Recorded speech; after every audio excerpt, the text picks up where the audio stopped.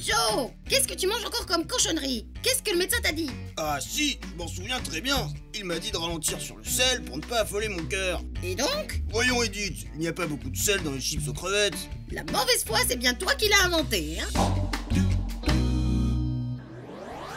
En France, nous consommons bien plus que les 5 grammes de sel par jour préconisés par l'Organisme mondial de la santé. Alors faut-il bannir la salière de notre table? En fait, le sel de la salière, c'est 10% de notre consommation de sel, donc c'est très peu. La plupart du sel qu'on consomme provient des aliments tout préparés, type pizza, biscottes, fromage, charcuterie.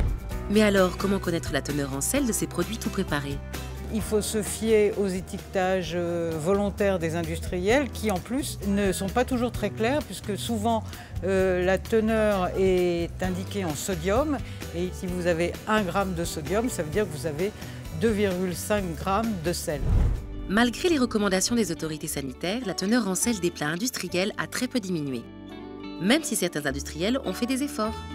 D'abord parce que le sel, c'est vrai, c'est souvent un conservateur, en particulier dans les charcuteries ou les fromages, mais c'est surtout aussi un exhausteur de goût.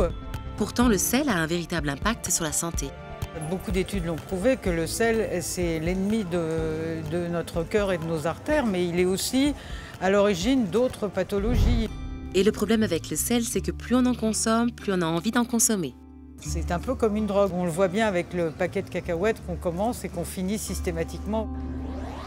Retenez bien qu'un gramme de sodium équivaut en fait à 2,5 grammes de sel. Que le sel est entre autres un facteur aggravant de l'hypertension. Et faites attention, car plus on en consomme et plus on a envie d'en consommer.